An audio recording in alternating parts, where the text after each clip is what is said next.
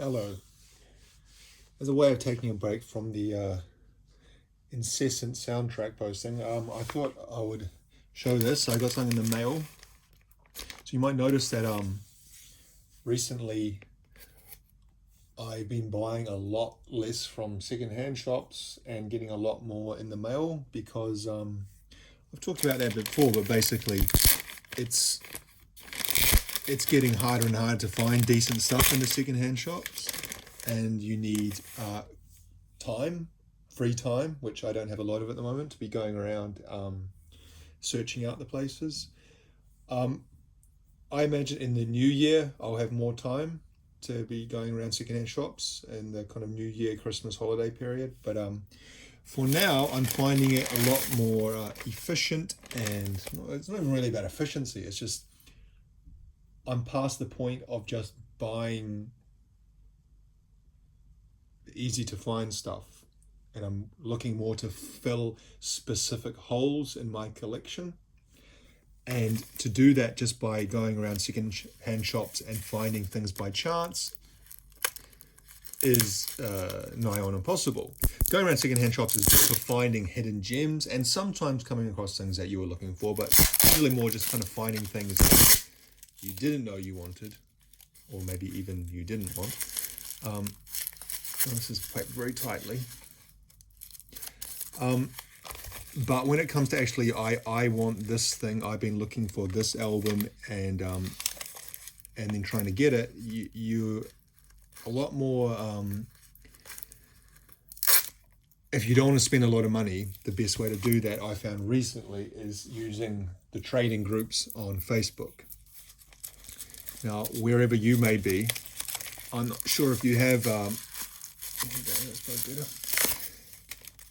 Have specific CD trading groups in your area, but I'm sure there are. I'm sure they exist in every area, but certainly I know in where I live in New Zealand, they're quite active, more so even recently, and so it's a good place to find things that you specifically want for a decent enough price. Not as cheap as the secondhand shops, to be sure, but cheap enough to make it worthwhile. So you can see the first thing I got here is the Beastie Boys album To the Five Boroughs, an album which I owned about 20 years ago when it came out. When it came out 2003, I think. 2004. You can see the person who originally bought this got it for $24.95 at the CD store, a long since defunct store. Doesn't exist anymore. Imagine that. I can't even imagine a CD store. Anyway, I got it for $5. Okay, I bought both these albums. I'm going to show you for $5 each. So if I'd found this in the secondhand thrift, op shop, whatever you want to call it, it would have been $1 to $2. But I paid, I guess, a premium for getting to select exactly what I want. Also for the fact that usually the condition when you buy off these groups is a little bit better. Now this comes in that kind of, what do you call it? Protective card case. And inside we have, like this, it feels quite flimsy. Even more flimsy than they usually do. The condition looks actually quite good. Of the card, it doesn't look actually munched at all. Maybe because the color is white and camouflages, like I've shown before, that usually on these kind of digipack card cases type things, they get these munched corners, and it kind of turns white as the card shows through. But on this, it's already white, so it camouflages it. Maybe that's what's happening. But anyway, it looks fine. It just feels very thin. The card feels thinner. See, it kind of bends. Feels thinner than they usually do. Doesn't seem to have any kind of protective backing. Anyway, this has got quite a large. Maybe that's why it's so long. Show it. So it goes the whole New York skyline. Sans the two towers, because this album was kind of written not in response to the 9/11 attacks or anything like that. Oh no, they're on the front, aren't they? There they're right there. They weren't written. It wasn't written in response to that, but it was certainly informed or made in the aftermath of that. 3 years later, but if you listen to, especially the song, for example, "Love Letter to New York," which is track. Where is it? Is that on here?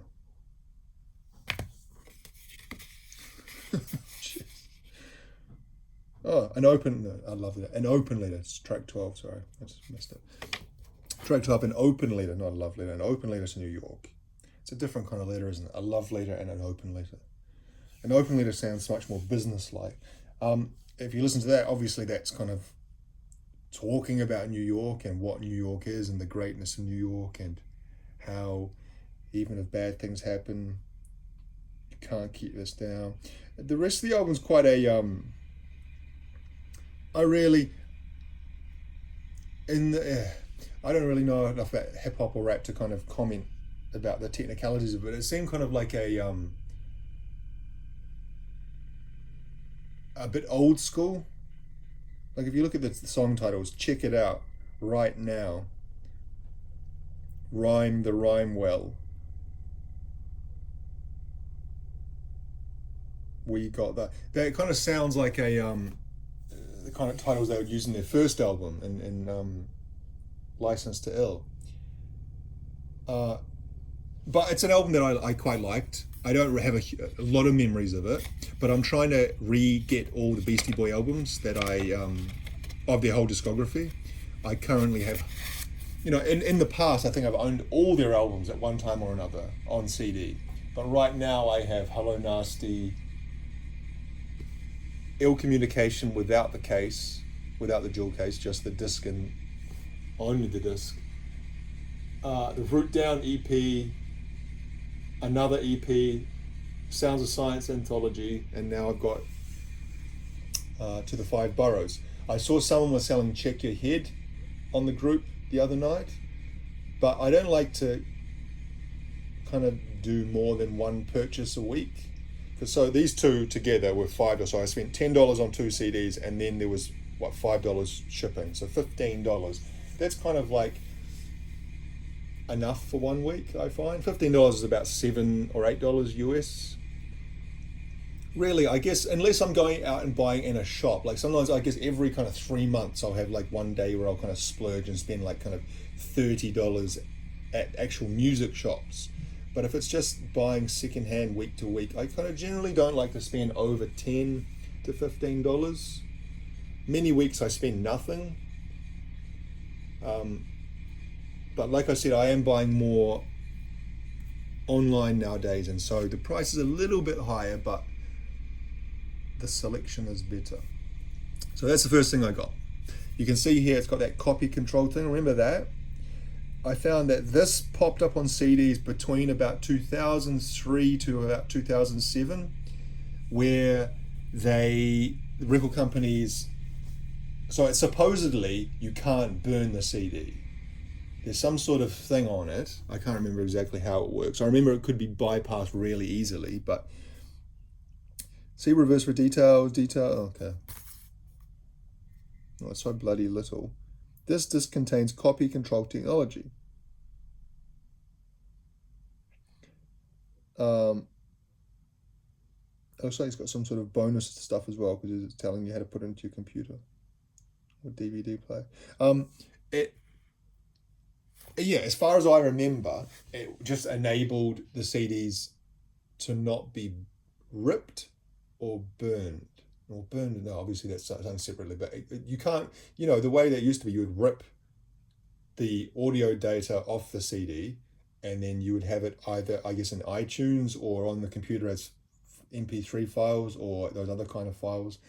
And then you could burn those files to another CD, a CDR, and kind of give it to your mate or whatever.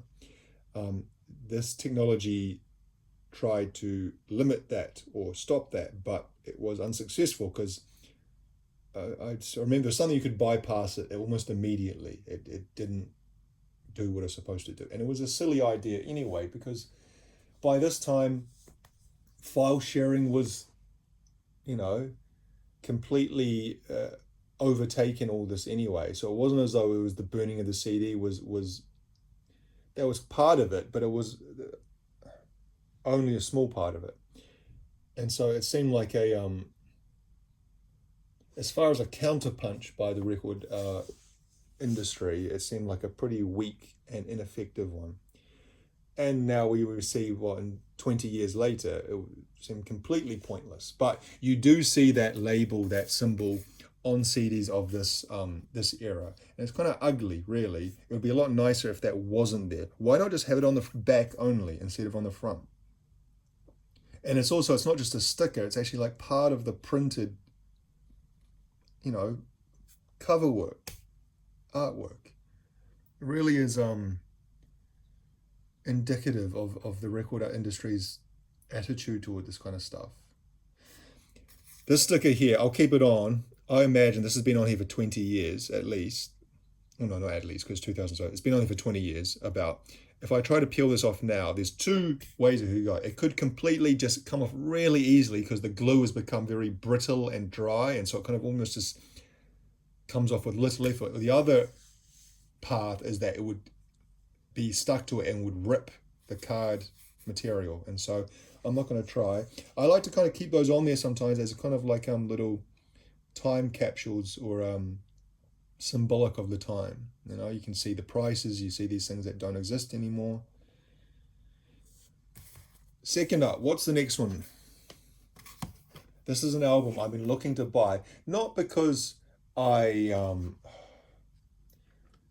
absolutely love it or anything like that, or because it's just kind of I do like it, but it's just more something I've been looking for as a way, like I said, to kind of fill a hole in the discography, and that is this Smashing Pumpkins' Pisces Iscariot, which came out, 94?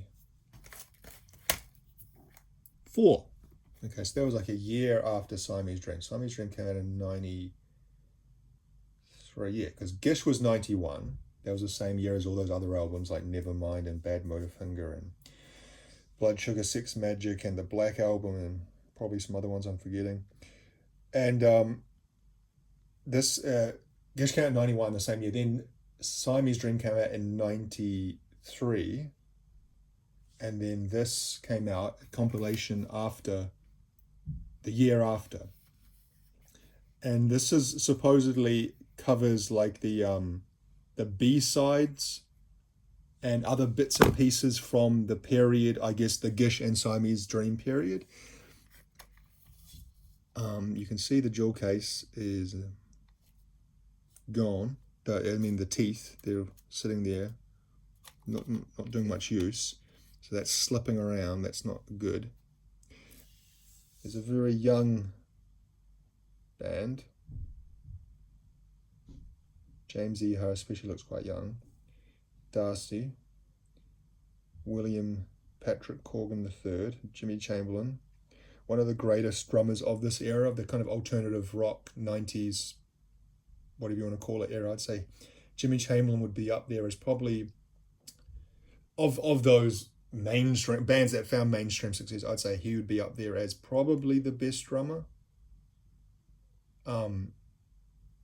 For just chops and technicality and just overall power. Kind of seems like a level above the other drummers of that time. Recently Billy Corgan has not come out. If you don't know, he's got quite a large birthmark on his left arm. Now you can see he's holding his right arm up there and it looks clear, but his left arm is kind of behind him. I think it's covered. He's got quite a large, I think they call it a port wine stain or something they call it. It's like a purplish, reddish birthmark that covers quite a large area of his lower left arm. And he kept it covered for, I never even knew he had that.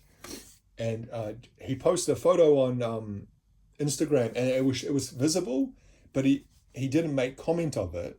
And I was like, oh, I didn't know he had it. I thought maybe I just missed it for these 30 years that they've been in the public eye. But then about a month later, he did a separate post where he basically said, oh, by the way, you may have noticed I've been showing this birthmark for however long. I've always tried to keep it hidden because I was kind of maybe ashamed or embarrassed by it. But he saw this other girl, maybe some famous model, who kind of openly showed hers. I think hers was on her face. And so he felt, why am I keeping this hidden? And so now you see pictures he posts in t-shirts and things showing it, not showing it like here it is, but more like kind of like not hiding it away. But it was it's not really that interesting, but also kind of just surprising at the same time that he managed to keep that completely hidden. But then in retrospect, I noticed that he actually did wear a lot of long sleeve t-shirts in the 90s, like that Zero t-shirt, or not Zero t-shirt, that Zero long sleeve tee that he wore throughout the Melancholy and Infant Sadness period. Kind of was like a uniform almost. It was like had Zero written across the front, and it was a long sleeve black t-shirt. But there was actually kind of a reason behind that, is that he was trying to keep his arm covered. So yeah. Anyway, you see that this isn't the greatest condition case-wise. The disc is fine. Then we look at the booklet. Blurry, indescript something. Lyrics. More lyrics. And there it says where these things come from. So, trying to get there. Soothe is a B-side for Disarm in the UK. Frail and Bedazzled is previously unavailable. It was an outtake from the Siamese Dream sessions. B-side from I Am One in the UK. Blew Away is a B-side of Disarm. So another B-side. I got two B-sides. Pissan is a B-side for Cherub Rock. Hello Kitty Cat is a B-side for Today. Obscured is a B-side for Today. How is Disarm? It's apparently got 3 B-sides. And that focusing is really annoying, isn't it? Soothe is a B-side for Disarm. Blew Away is a B-side for Disarm. Landslide is a B-side for Disarm. All in the United Kingdom. Blue is from that Lull LP. Girl named Sandoz is from the Peel Sessions.